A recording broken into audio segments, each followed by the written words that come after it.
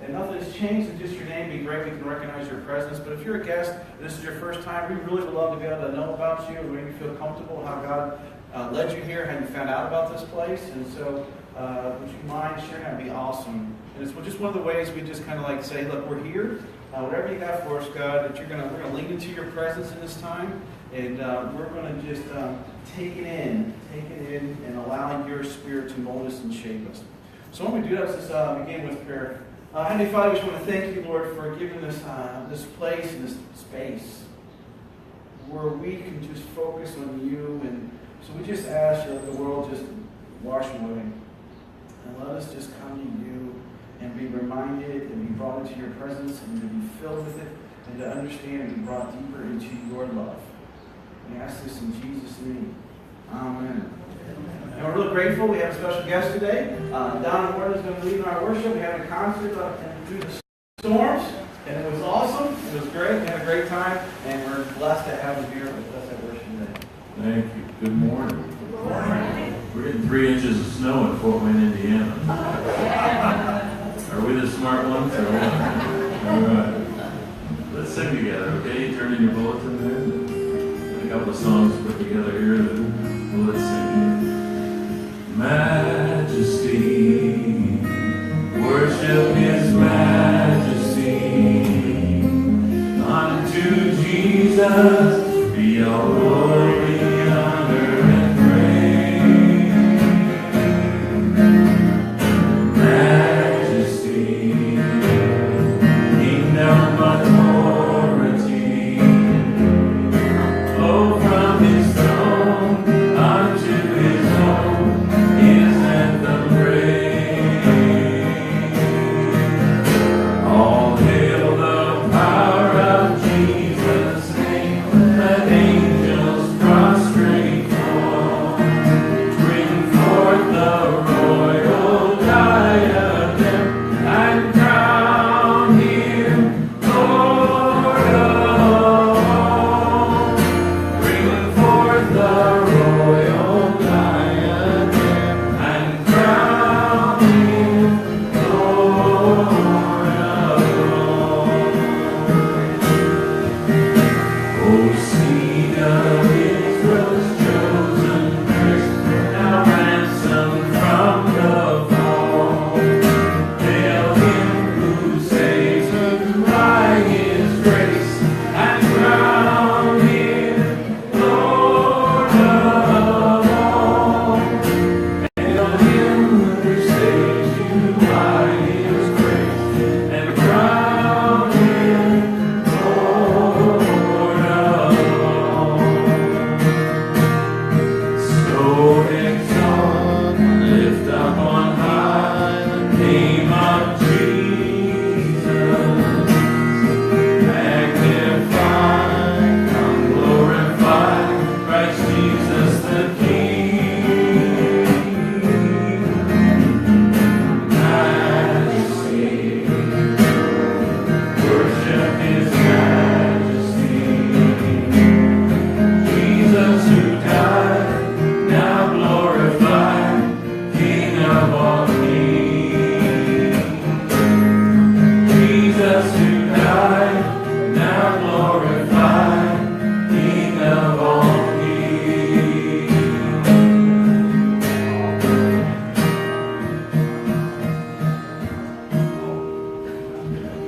All right, very good. Now I picked this song before the rain started coming, okay?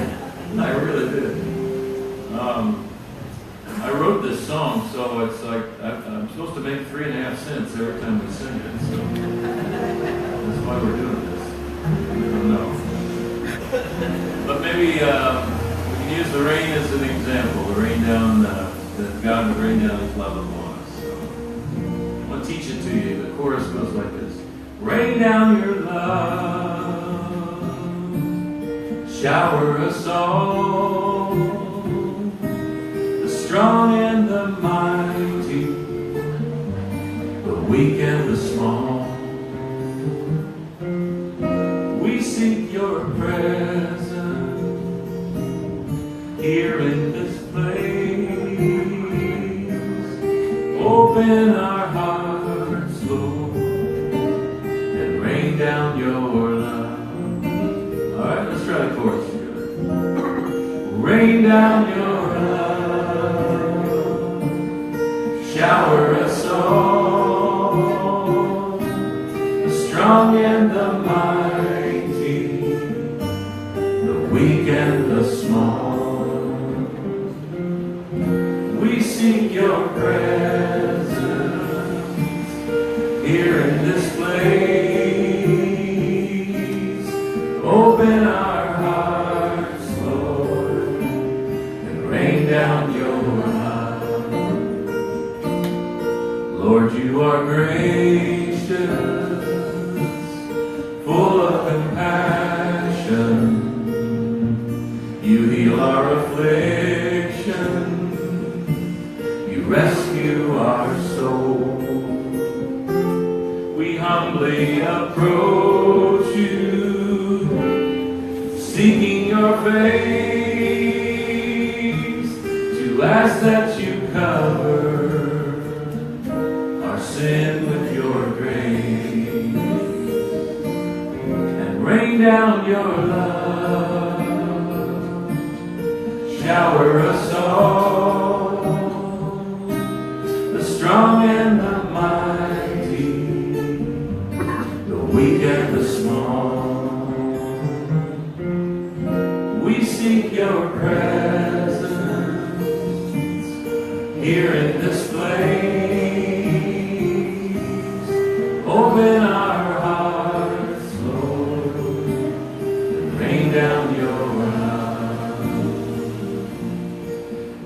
Sometimes you wonder how do you write songs, but this one I wrote during a time when my wife was having one of her bouts with breast cancer. She survived 2 bouts now, and is now 7 years clean. Hallelujah. She's a keeper, let me tell you. But during one of them, she was in the hospital, and I was going to go visit her in the hospital, and when I came out, there was this little rain that was falling, and a real light rain that you didn't even want to, brush off or anything. It felt so good. And but I started thinking about the verse about the rain falls upon the just and the unjust. And I thought, God's grace does too. It's just that some choose to receive it and some choose not to. And so I started praying for people as I was driving to the hospital, that God's grace would fall upon them. And all of our neighbors, some of them I knew were going through some tough times. And then down the street is some of the people I probably never even meet. But then as I got on the highway to go into the hospital, I was praying for all the people driving around me, especially the guy over here that was, talking on his phone and texting and doing all that stuff, while he was driving. And then, of course, the guy over here that was reading a newspaper and while he was driving. And the lady in front of me was putting on her makeup while she was driving. That was fun. And it disturbed me so much I could hardly read that book I was reading. But as we got to the hospital, and of course praying for all the people there, and the health workers and everything, and then my wife too, that God's grace would fall upon her. So that's kind of how this song came about. So just let's sing the chorus again, and you can kind of tell the context of this whole song. Rain down your love, shower us all, the strong and the mighty, the weak and the small. We seek your presence here in this place. Open our hearts, Lord, and rain down your love. Open our hearts, Lord, and rain down your love.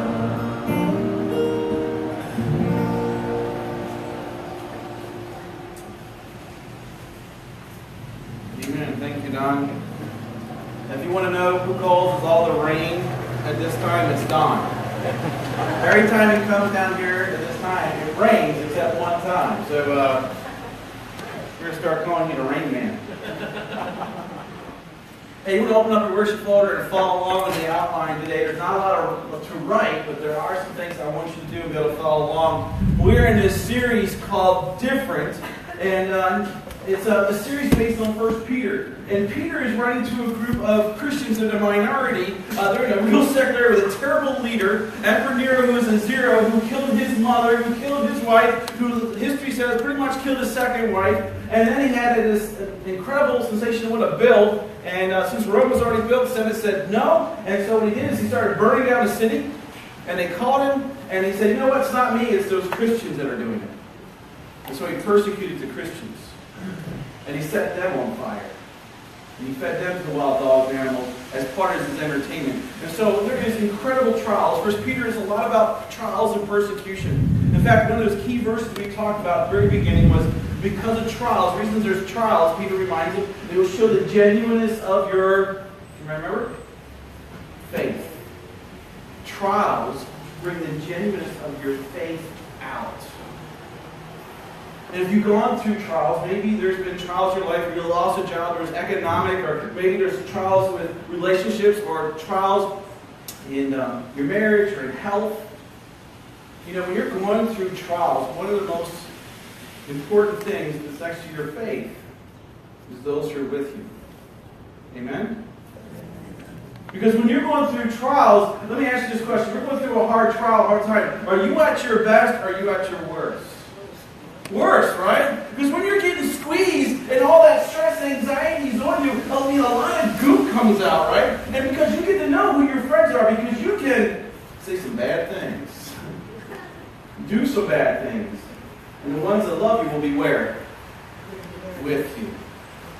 And so, Peter, led by the Holy Spirit, gives this sentence that I think is so powerful when we're in life and trials. In fact, it's just a powerful sentence that is just so identifying to who we are to be called as Christians. As remember, Peter says, you are called out of this world, you are sojourners, you are foreigners, and God has made you a royal priesthood, a holy nation, set apart to be His people, to be different. And this is one of the key characteristics of being different right here. And so at the top of your notes, 1 Peter 4:8 says, read it out loud together. And I want you to, we're going to read this out loud a lot today. So let's do it. Above all, keep loving one another earnestly, since love covers a multitude of sins. And Peter's saying, above all else, right? I want this to be who you are. A people who love earnestly, who have a love that covers a multitude of sins. You guys are being squeezed. You're under stress, anxiety, persecution. You need to really have the love of God and act different in this, especially with the brothers. Be different than the world. And so what I want to do is I want to take us through some real stories that have been recorded in the Bible that demonstrate that different love. And so we can just take this love in, and it can become more of who we are. And that this love that God gives us will just manifest this stuff in our life. In the first story, as you see there, you know these characters, Jacob and Esau. Jacob and Esau are twin brothers. In fact, it says in Genesis, it says, 2 nations are in your womb, 2 people within you. They will be separated. They will fight. They will be divided. One will be stronger than the other, but the weaker will rule the stronger. And there's a little encouragement for a mom, isn't it? You're going to have 2 boys, but they're going to be against each other. And they were different as all get out, right? Esau, the wilderness fight, Jacob, mommy's boy. And what do we see in this Christian family? We see some dysfunction junction because mommy has what? A favorite. She likes Jacob. She likes Jacob better than Esau. There's so much she likes Jacob better than Esau. She's willing to scheme and plan and to betray her own husband to give him the birthright from Esau. And so she schemes her little plan to get the birthright, right? Remember the special soup and putting on the fur and fooling her husband, and steals the birthright that was for Esau that goes to Jacob. And we find later in Genesis 27, it says Esau found out about this. And Esau had held a grudge against Jacob. No surprise, right? Not only does he hold a grudge, he holds his grudge because he stole his blessing, but this is what he says later on. Esau says, the days of mourning for my father are near. So his dad's going to die. But listen what he says. But when my dad dies, I will kill my brother. The grudge, the anger, the bitterness, bruising him, that he would kill his own brother, his family. Esau was hurt. Jacob discovered this, and what did he do? He ran. He ran for his life. And he went far away. And as he was far away, going through his journey, he gained a family and expanded, and God blessed him and used him. But there came a time, a point, where God called him back to meet Esau.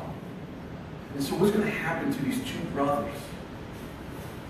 Who the one was a schemer and stole the birthright and took the blessings of the father away. And this other brother was ready to kill his younger brother. How would this reunion work out? Jacob was in fear.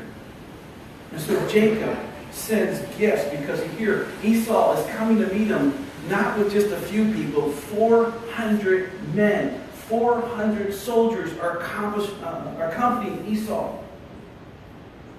So Jacob sends gifts.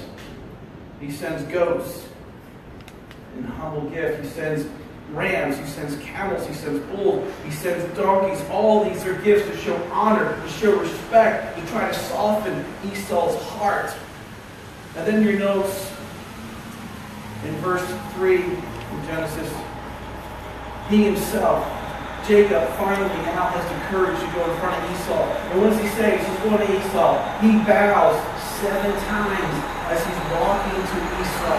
He's bowed to show honor and respect, to be humble, to come under Esau, and hopefully Esau will have a soft heart. In verse 4 it says, but Esau ran to meet him and embraced him and fell on his neck and kissed him, and they wept. They wept.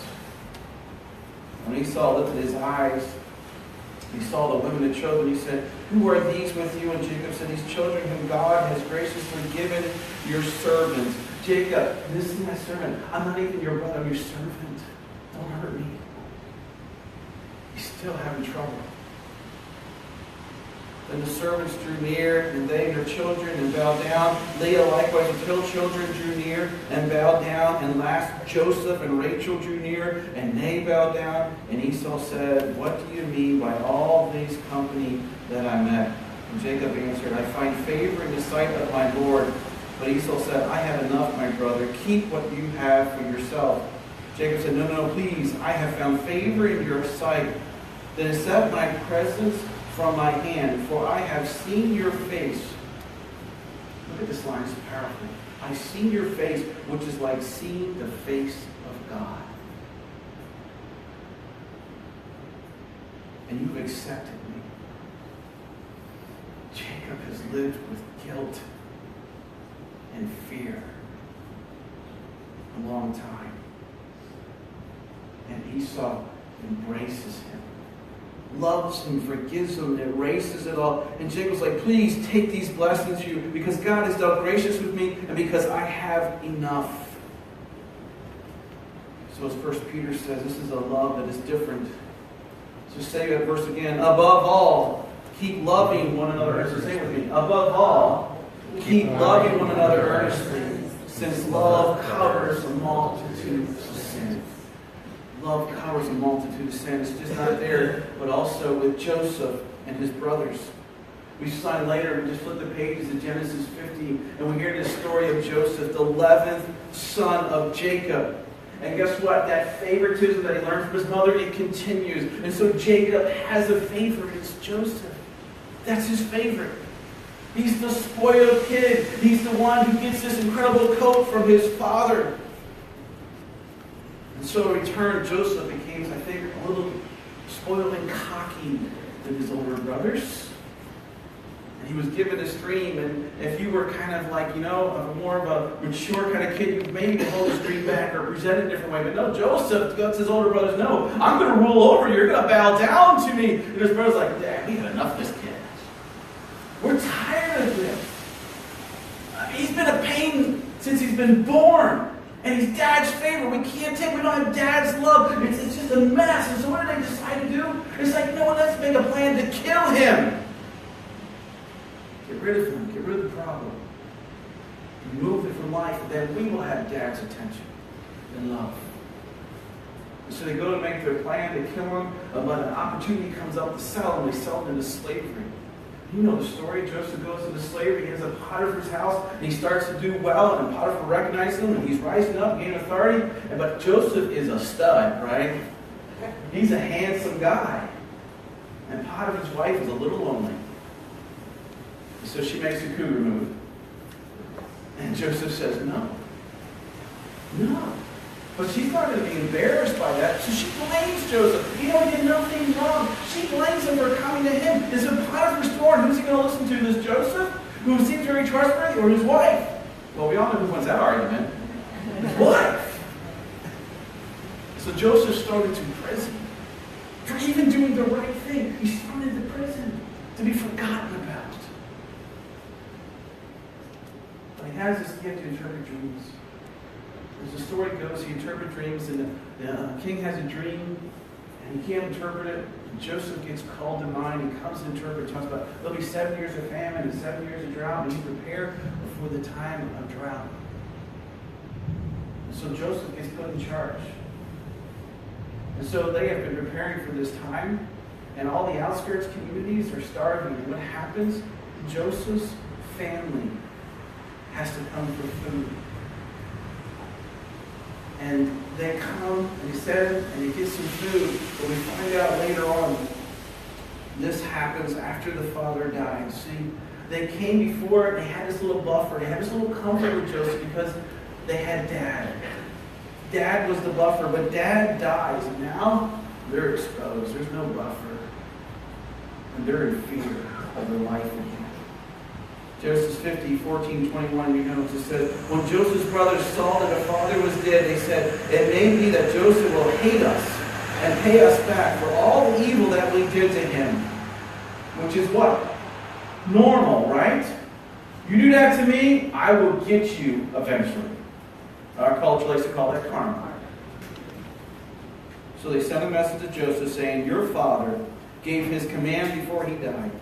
And say to Joseph, please forgive the transgressions of your brothers and their sin because they did evil to you.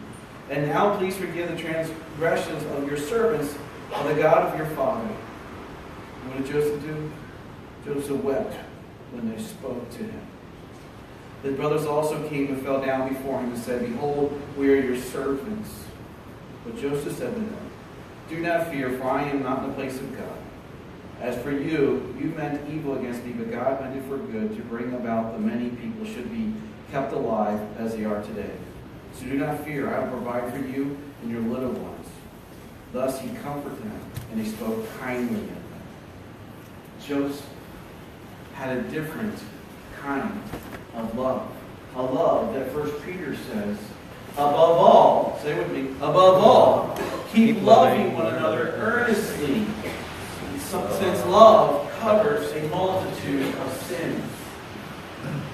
Remember the famous King Saul, right? The Israelites were in tribes, and they were all big nations around. They got a little nervous, and so they appointed King Saul to be king of their nation. And he was anointed by God to be king of this great nation, God's nation.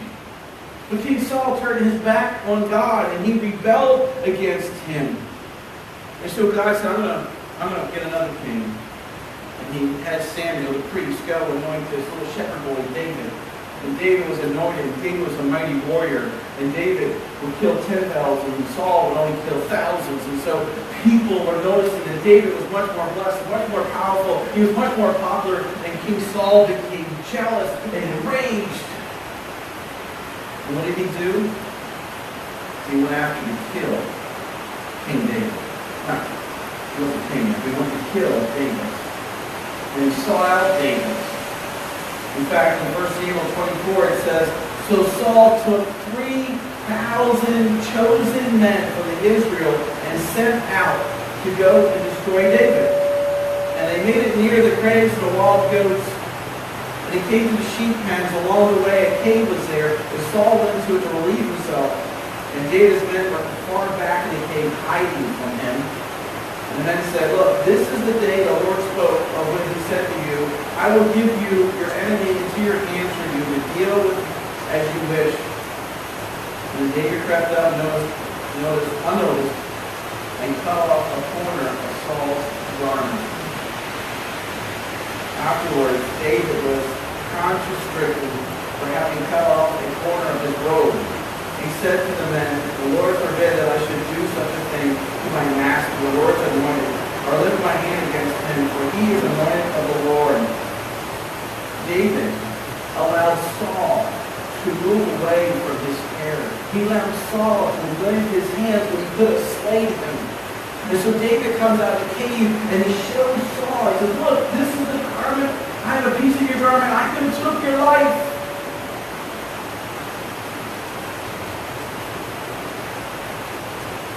David showed mercy and tells Saul, look, I'm not wrong with any evil doing or rebellion. And what do you think Saul's reaction was to this? What did the man seeking to kill him? Did he recognize his voice and heard his words? And so in 1 Samuel 24, Saul replies to David. He said to David, you are more righteous than I, for you have repaid me good, whereas I have repaid you evil. And you have declared this day how you have dealt with me, and that you did not kill me when the Lord put me into your hands. David shows a different kind of love. Not a revengeful, but a love. The love that Peter says to us, above all else, keep loving one another earnestly, since love covers a multitude of sins. Then we know about the prodigal son story that Jesus tells. The story about a son who was very privileged and became very entitled, who did not agree with his father's authority, his father's teaching, his father's ways. And so he goes to his father and says, Father, give me my inheritance now. Now, when you say, give me my inheritance now, you're saying, Father, you're as good as dead to me. I don't want any part of you in my life. Give me everything. And what did he do? He went and lived wildly. Not only did he say, you know what, my earthly father's dead to me, but he said, my heavenly father is dead to me. I will be the God of my life, and I will go beside him. So he went and sowed his oats and lived wildly, but all the money ran out.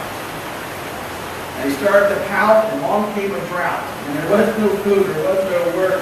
And there he was in a foreign land as a Jew, working in a pig farm, which was unclean, and feeding the pigs. And the Bible says he was longing to eat just what the pigs had. But what is even worse, it says, he was in such need and no one was there to help him. And so he comes to his senses, and he turns to go home. In verse 20, in your notes, and he rose and came to his father. But while he was still a long way off, his father saw him and felt compassion. He ran and embraced him and kissed him. And the son said to him, Father, I have sinned against you, against heaven and before you, and I am no longer worthy to be called your son. But the father said to his servants, bring quickly the best robe and put it on him, and put a ring on his hand and shoes on his feet, and bring the fattened calf and kill it. And let us eat and celebrate. For this is my son who was dead and is alive again. He was lost and he is found. And they began to celebrate. That father had a different kind of love, didn't he? It's kind of love that Peter is talking about when he says, above all, keep loving one another earnestly, since love covers a multitude of sins.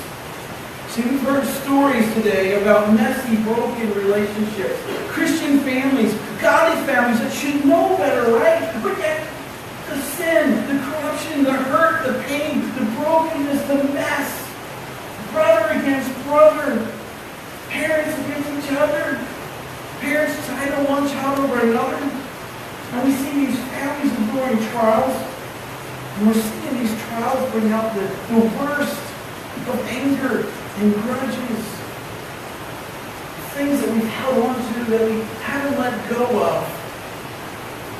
So much hurt and pain. And the only answer is to kill the other. You see ongoing festering relationships. We see ordinance having extreme problems with unrighteous laws. We see life that's unfair. A life that even when you do right, it costs you everything in that moment. You see the privileged and entitled son who rejects his family and refuses his blessing, who rebels against his father's earthly father, becomes morally bankrupt, living the high life, and ends up with the low life. Each of these small stories, except for Prodigal Son's a real story that happened in real places in real time. And perhaps you're listening and you're also thinking of your situation. You're also thinking of your relationship with your spouse, your relationship with your kids, your relationships with those you work with, whether a boss or you are the boss of them. And you're thinking about those relationships possibly perhaps that were strained, that were difficult, that were less desirable. And those relationships where like the little things got in there or big things happened, and those big things hurt, and that hurt just stayed there and built resentment and built grudges. And you tried to do the Christian thing. Maybe you said, look, I'll forgive you this time. But you know what? They kept doing it. They didn't stop it. And so you came to a point in your life, you know what? I don't want anything to do with that person. I'm cutting them out of my life. They're dead to me. And what you did is you committed murder in your heart against that person. You have killed them. And God says, above all, keep loving one another earnestly, since love covers a multitude of sins. Where was Jesus? Where was Jesus when he was treated unfairly? Where was Jesus when he was beaten and bruised and punished? Where was Jesus when he was being mocked, humiliated in front of everyone for nothing he did? Where was Jesus when he took on all those sins of the world? He was on a cross. And what did Jesus say when he was up on that cross? Did he say, oh, you shouldn't do that, you're so wrong, I'm cutting you out of my life, I want to see you again, oh, I can't wait to pour hell on you? No. He said, Father, forgive them, for they do not know what they do. Above all, love earnestly, because love covers a multitude of sins. Let's look at your notes. Let's just break that verse down a little bit. Number one, above all. Above all. The Apostle Peter summarizes much as he's been saying about and puts the following phrase at the top of the list of characteristics that which should define us. This, above everything else, this should be what we should be known about as a church, as Christ followers. God has given this great command that's above all other commands. This command to love.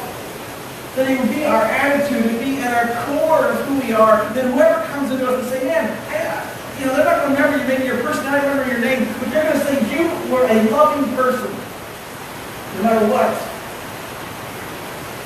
John 13 says, a new commandment I give you, that you love one another just as I have loved you. You also are to love one another. By this, all people will know that you are my disciples, if you have loved one another. What's that? One of those key words in there? Verse 23, no, 33, 35. I can't read it though. By this, all people will know. Not some people, not the people you like, not the people who like you, but you're special. All people will know you as love. John 15 says, these things I command you, so that you will what? Love one another. All of the commands. So you will love. Romans 13, love does no wrong to a neighbor. Therefore, love is fulfilling all the law. James 2:8, if you really fulfill the royal law according to the Scriptures, you shall love your neighbor as yourself. And you are doing what? well. In 1 John 3, for this is the message that you have heard from the beginning, that we should love one another. Above all, love. Number 2, love each other earnestly. Love each other earnestly. I find it interesting. Peter just doesn't say love each other. He adds this word earnestly. Love, the word love that he's using is not like a friendship love, Philly love, or a romantic love. He's using agape love. This in total favor, unconditional, one-way love, not dependent on whatever comes back, but all dependent upon this character being a character of love that just gives love. That's agape. And then he adds that word earnestly. When he says earnestly, see, we're going to love on purpose. We don't love out of preferences. Oh, I like to love this, I like that because I enjoy it. It's a purposeful love that is given. It's an unfailing kind of love. It's a love that is constant. And he says earnestly, it's constant. Earnest means it takes all effort, that I will put all my effort in and all my zeal to muster up whatever I can in that love to show to somebody else. So that means if I don't feel it, I still do it. Earnestly means we love the way God loves in a very deep loving to all people. A love that is unexpected, undeserved, and constant. And all those examples we shared today, none of them deserve that love that is given. So above all, 1, 2, love each other earnestly. I mean, earnestly, this is the kind of love, right, you had when you probably first met your spouse that you loved. When you found the one you want to fall in love, you understood earnest love. Because you changed your schedule, you spent money like you never spent before to get their attention, you put energy where you never put before, they called their attention to be with them, you rearranged your life so you could be together, you were foolishly in love. In fact, you were so in love, you thought they were the best thing that ever happened before sliced bread. And people would come and say, you know when you're dating, you see this little flaw, you go, oh no, she doesn't have flaws, she's just wonderful, she's amazing. And they would say something about, do you see what he does? Oh, he doesn't have anything wrong, he's incredible. Oh, he's so much love. And then what happened? You got married. And suddenly, you started seeing things. You see, part of what marriage is, marriage puts you in a covenant to teach you how to love. So above all, love earnestly. Since love covers a multitude of sins. Love in a marriage makes it perfect and teaches you to be constant, teaches you to be fervent and giving no matter what. And when you quit that, you quit your marriage. Peter's saying, I don't care what trials you have in life or trials you have in a marriage, above all, love each other earnestly.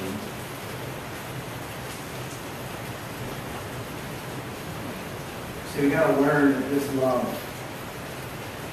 is not something someone deserves. It's what they don't deserve when you give it anyway. And the love, the agape love, is our choice. We have a choice to love or not. This is what he says. He says, number 3, love covers a multitude of sins.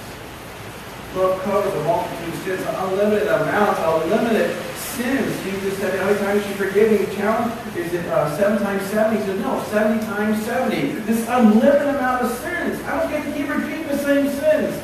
Or to forgive. Peter, being a good Jew, probably was pulling into Proverbs. Proverbs said, hatred stirs up strife, but love covers what?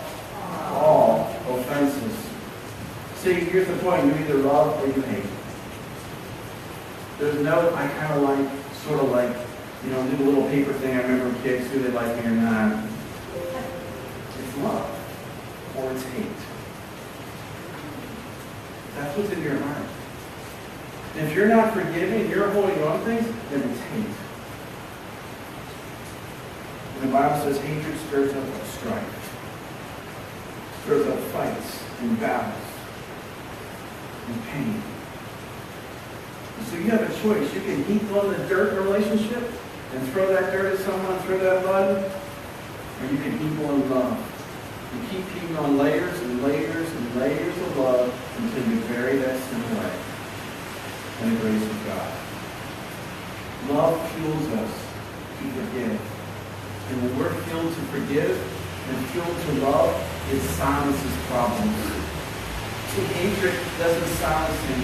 Hatred magnifies problems. It magnifies issues. It makes them so great, so big, so unsolvable, so impossible that we say, you're dead to me. Get out of my life.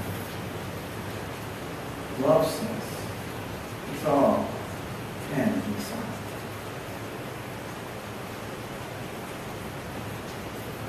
Above all, keep loving one another earnestly, since love covers a multitude of sins.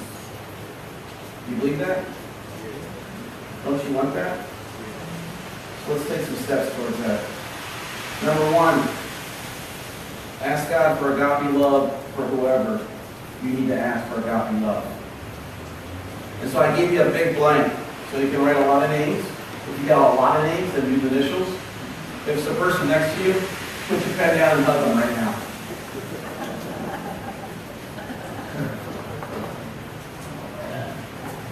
I'll wait. Keep having a hug fest. It's okay.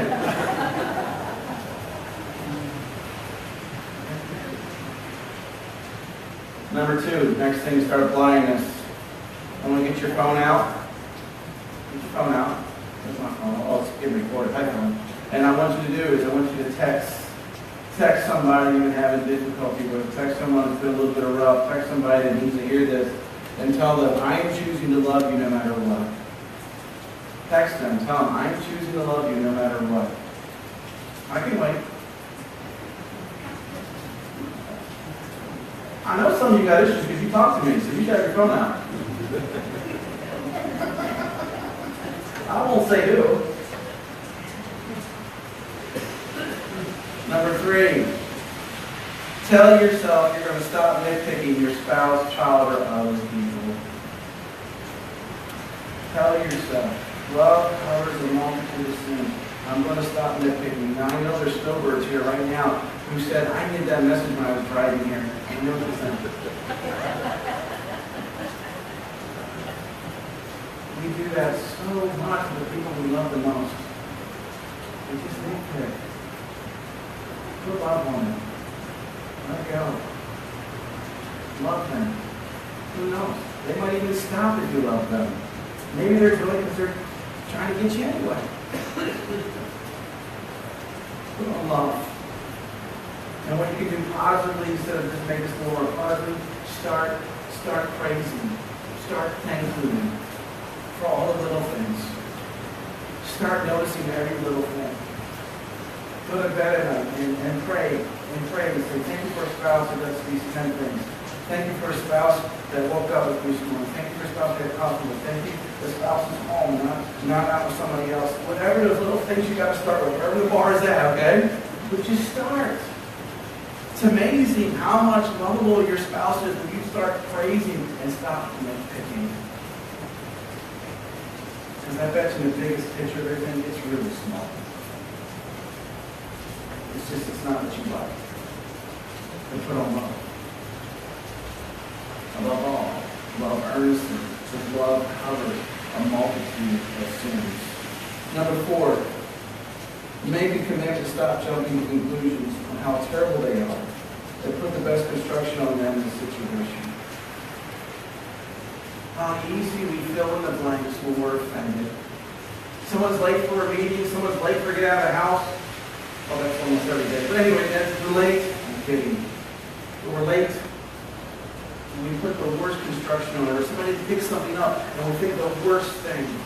And so we get all offended, we get all angry. We got to be less offended and more mended. We need to be more mended by God and His grace and be more about giving love. So what does Peter tell us as a church? Maybe we conclude it this way. We're supposed to be a church in Christ followers who are LOL. Now most of us know LOL is laugh out loud, right? But we need to be a church that's LOL that loves out loud. We need to stop just saying we talk about His love, we agree about His love, we think about His love. We need to be loving out loud.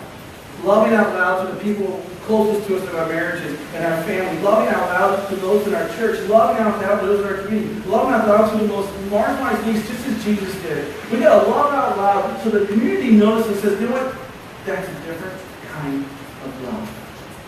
As Peter was telling these guys, there's so much pain. If you love out loud, people are going to see this.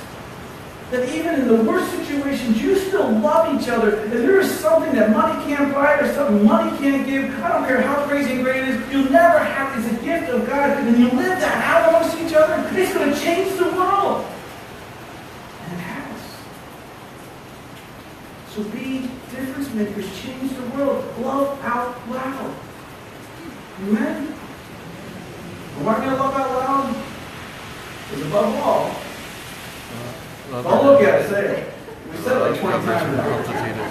Above all, since love covers a multitude of sins. See you next week with that. Let's pray. Heavenly Father, it is above all. I mean, you're known as God of love. The God who loved us so much that you sent your only Son. Why? Because you loved out loud. You said, here's my Son. I'm going to prove my love to you. That he's going to take on your sin, your punishment. He's going to go across for you. It's loving out loud. So the world right now, there may be a vindication code, a verification, a point in history where all things will point and go turn back to and say, this is undoubtedly true that God is love. And we have this incredible gift.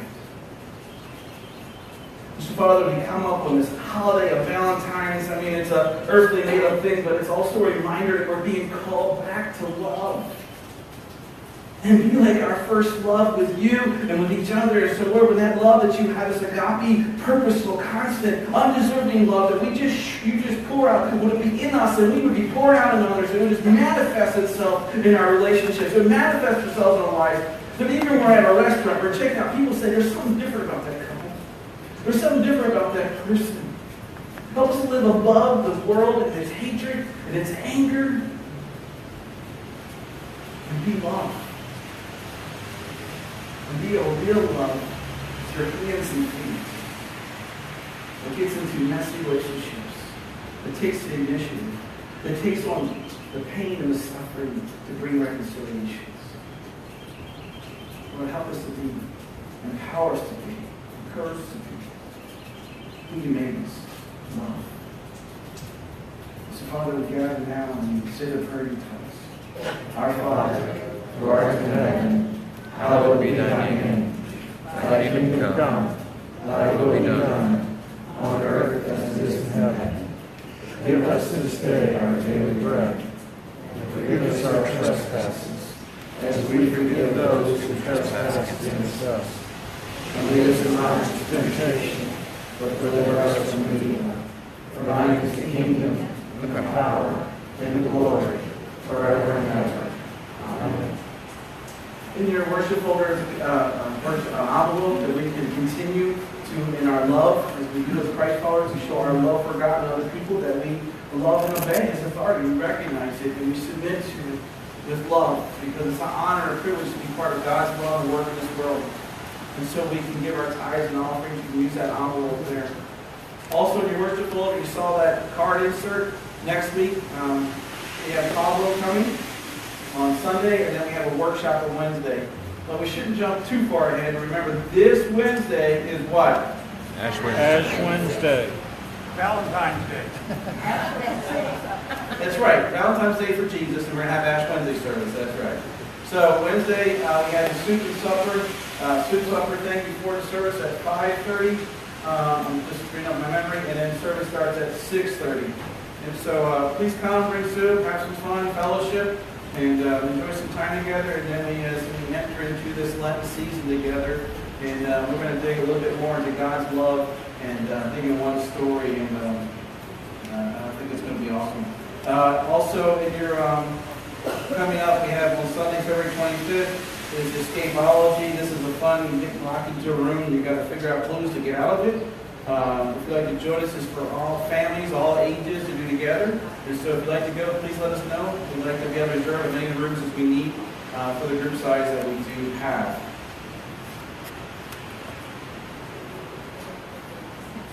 Also, in your membership classes are coming up. If you'd like to lean in and learn more about both and what we're about and becoming more of an owner and not just becoming, but you're really an owner. The membership book is ownership. It's becoming more of the ministry that God has given us and being a partner in that. So if you'd like to learn more about that and get closer, so you see the membership covenant classes are coming, please sign up so we can prepare for it. And we'd love to be able to walk along and do that journey together. Craig, I keep doing that today. Craig's my cousin. You called me worse. I called you worse. Yeah, I have. In love, though. Some of you heard the story. I made a huge mistake when I first met Pastor. I've only been to like 2 services, and I called him up and asked him to lunch, because if I'm going to become a member of the church or be a regular, I want to know who's pastoring you. So I went to lunch, had a great lunch, and I made a fatal mistake at the end of lunch. I said, well, is there anything I can do to help you? Hey, you got a shirt. Yeah, I got a shirt on the deal. After I did it for, a year and a half? But make sure you're good. He never hesitated. The man was good. He never hesitated. He said, yeah, I need an usher on the other side of the beach. Got it. I should have never asked. Because, I know most of you know how shy I can be. Yeah. Actually, I don't mind speaking in front of, I can speak in front of 10,000, it doesn't bother me. But greeting people one-on-one, that's just not my thing. It really isn't. But that's, the second mistake I made was said, okay. So here I've been for the last 3 years. I've been ushering on the other, what do we call it? Greeter. But I used to be an usher, I got promoted to greeter. Okay. And actually, it was very uncomfortable because I knew no one. I've only been to 2 services. I knew no one but the pastor. And now I've got to greet everybody like I'm a regular. No pressure there. But you know what? God is more than faithful. It's been great. I meet a lot of great people. Sometimes I meet people just once a year when they come down on vacation. And they still know my name. Of course, they look at my shirt, but they know my name. And actually, the fun part has been sometimes a few of them said, hey, I saw your sermon a few weeks ago while I was still up north. And, it's been great. Things like that, it's amazing what God can do when you put yourself in an uncomfortable position. I say all that because I'm giving you a chance to love out loud, okay? On these little sheets that you were supposed to fill out that I never have since I've been here. I think Christy fills mine out for me. The second line where it says, my next step today is, the second line there says, serve at the beach team monthly. Now, we're going to expand what we do at the beach, and we also, as you know, we're going to try to expand additional service between the 2 normal services we have. It's going to take people to do that, okay?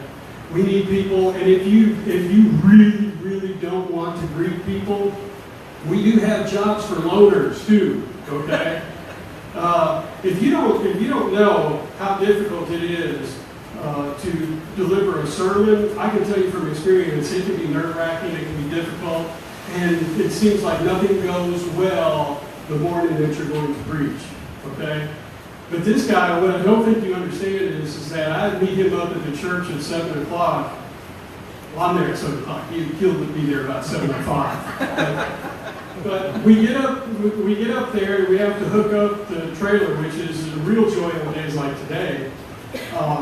But he has to hook up the trailer. We have to get the stuff out of the church, the bulletins and all that stuff. And anytime you prepare a sermon, after you sleep on it, you make adjustments the next morning. So he does that too. He prints it off, gets it ready. And he's doing all that. Then we have to come up here and he helps us put up signs and stuff like that. I don't know about you, but I'd rather have my pastor pray and deal with people. rather than putting out signs and towing a trailer. So we're looking for a lot of different people, and you're going to hear more about this in the coming weeks, but we're going to need people. I need people to pull a trailer once in a while. And that's all you have to do. You don't have to greet anybody, just pull a trailer. We need some people to help set up the technical equipment. Rather than dealing with people, the elders, Dan and I are setting up equipment, generators, plugs out on the beach and things like that. We're not being elders, we're being techies. So if you don't like dealing with people, you can do that. But we're also going to expand our services, and we're going to greet first-time visitors first-time guests with a welcome bag and stuff like that. So we're going to have a table at the service so that they can come up and get to know a little bit more about us from the very first service. So we're going to have some needs out here, and I'd like for you, one of my nicknames in the past has been Guido. You don't want Guido coming to you. So voluntarily fill this out and offer once in a while, and we would love to have you help. And like I said, if it makes you feel uncomfortable, good. That's when God can really work, is when you feel uncomfortable. So thank you.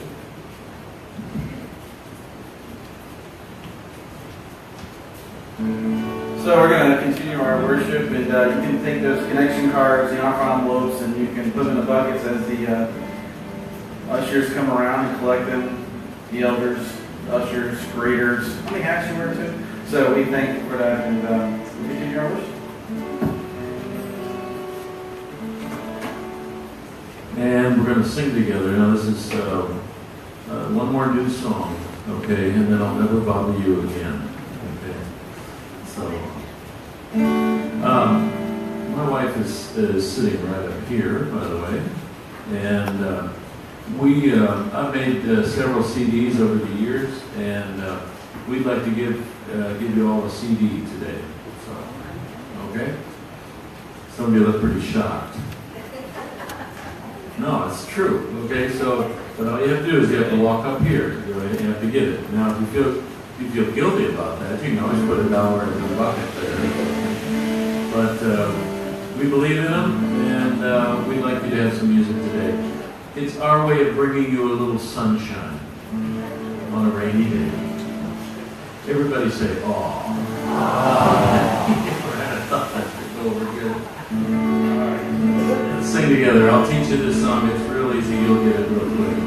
Joy surrounds this holy place, for our sins are washed away by the blood of God's own Son, Jesus Christ, the chosen one.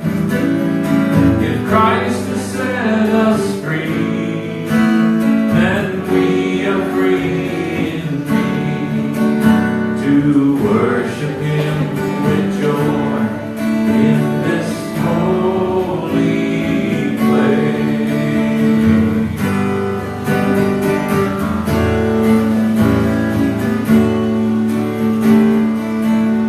Love unites this holy place as we seek the Savior's face.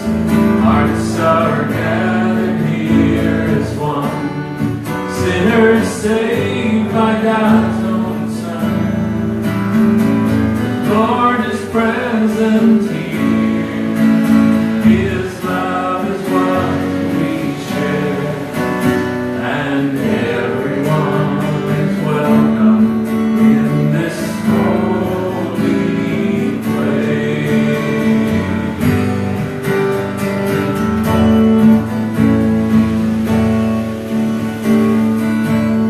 And as we leave this holy place, filled with God's abundant grace, may the gentle Spirit of Jesus' sacrificial love be manifest anew in all we say and do, until we meet Him in this holy place.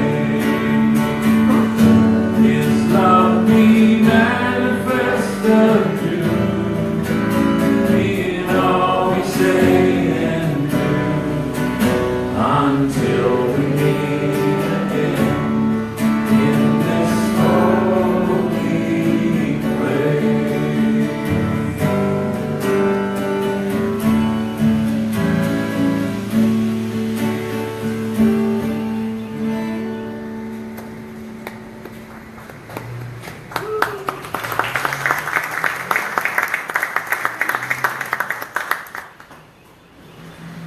You can stand there and do another one, or you can pray and say we can go, whichever one you want to do. You're the pastor. It's up to you, sir. It's raining a lot right now. We can play another song. Yeah, play another one. Yeah. Okay, another song. Another song. Here's another song, or a little bit more about their story so they know. Everybody knows. Okay. You know it anymore? My story is real simple. I can tell it in less than 13 seconds. So, on August 13th, 1993, I was one of 7 survivors of a small plane crash into the Bering Sea near Nome, Alaska. We spent nearly an hour in 36-degree water before we were rescued by helicopter. That's it. I always tell that to people in case you're having a bad day. Just think of ours, okay? God has moved a lot, and this happened nearly 25 years ago. And I got a chance to come back. I got to see the other side, but then I got a chance to come back. And we've been telling this story all over the country and even in different parts of the world. And everywhere we go, people have always said this would make a great movie. So we wrote a script about 20 years ago and pitched it around. I actually had a couple of offers, but nobody would say that they'd tell the story the way it was supposed to be told, because we knew this was God's story. Just in the last 3 or 4 months, we've made quantum leaps, including bringing somebody on board who's going to help us raise money for the film. I'm just not a good fundraiser. I'm really not. I'm one of those guys, hey, we gave a fundraiser last week and we only lost $75 on it. You know? That's me. But this other guy knows what he's doing, and so he's going to come on to help us, and we have actors, and I'm meeting on Tuesday with a director in Nashville who could possibly direct this film. I mean, it's just so much bigger than what I know I could do. I was at a conference recently, and one of the speakers said, get yourself involved in something that's so big, you could never take credit for it. God's the only one who can take credit for it. And that's pretty much where I am right now. So, appreciate your prayers and your encouragement. And if this movie ever comes out, you see a movie about a Bering Sea plane crash rescue, go see it, okay? Please. And tell about 1 million of your friends to go see it too. This is a song we actually sang in the water because we had been on a mission trip to this little town in Russia, and we sang it over there. And we actually sang this song in the water. Now, it has significance when you hear the words. Count it all joy, my brothers, count it all joy, my sisters, count it all joy, to be led by the Father's hand. Whether He takes you through the valley, across the plains, over the mountains, or back again, count it all joy, count it all joy, count it all joy. Life has its ups and downs, its struggle to just hold on. It's hopeless if you try to navigate on your own, on your own. You need a steadfast guide at the helm of your restless ride. There can be none other than God the Holy Father to steer you through the storm. So count it all joy, my brother, count it all joy, my sisters, count it all joy, and be led by the Father's hand. Whether He takes you through the valley, across the plains, over the mountains, or back all joy, count it all joy, count it all joy, count it all joy, count it all joy, count it all joy, count it all joy.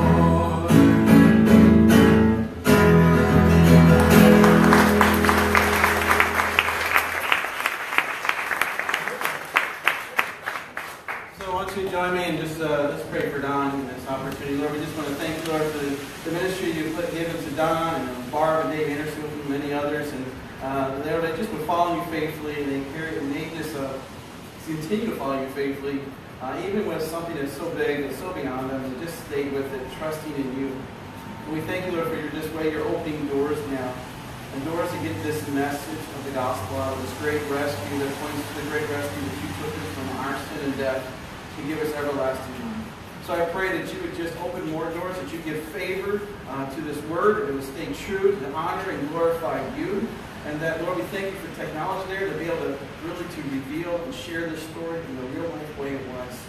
And also, we just thank you for your hand, your mighty hand upon them, to deliver them, and how you use them to bless your kingdom. I mean, people don't know, but I mean, they have been, I really feel like part of the forerunners of expanding our breadth and worship in our denomination and bringing people who are far from you close to you through just a different kind of music and a bigger heart. So God, we just thank you and praise you and anointed on their ministry. In Jesus' name, amen. Amen. Bless you, brothers and sisters, and we'll see you next. I'll see you Wednesday.